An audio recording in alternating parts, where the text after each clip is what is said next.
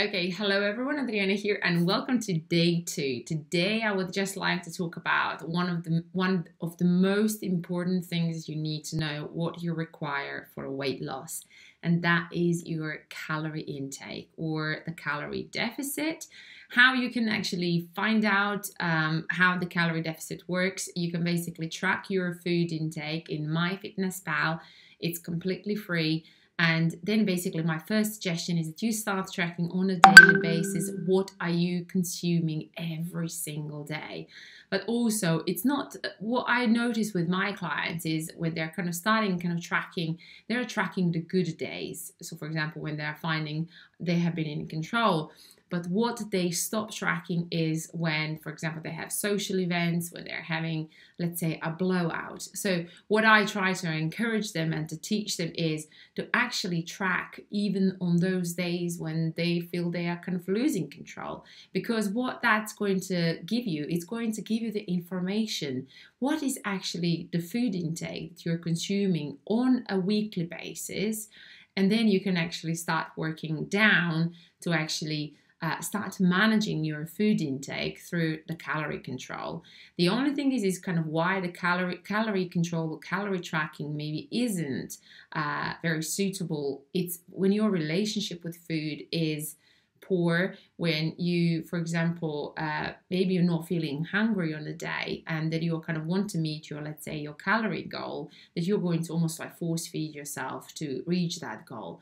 So, but what I'm literally working with my clients is for them to understand their body signals such as appetite, hunger, and also the feelings of fullness. So when is actually the time to stop eating. So basically, this is the biggest suggestion, that you start tracking your calories.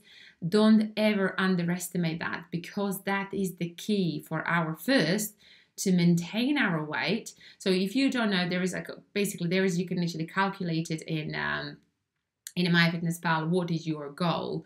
I would say that you need to almost kind of be aware of now my brain like blocked. You need to be aware of what is your maintenance. So, and then when it comes to kind of what is acceptable as a healthy weight loss is 1 pound or half a kilo per week to kind of to have like a long-term sustainable results. Why is that? Because your deficit is not too big, and it's much easier to sustain that tempo of eating less amount of food, but it's still having some kind of control.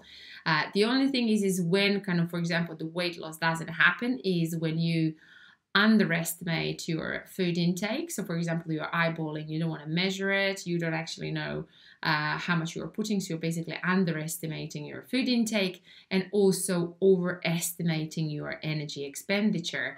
What we've done yesterday is why walking is very important, or 15,000 steps, is to give you that additional energy expenditure, which is really important with the weight loss, but it also to sustain your results that you get along the line.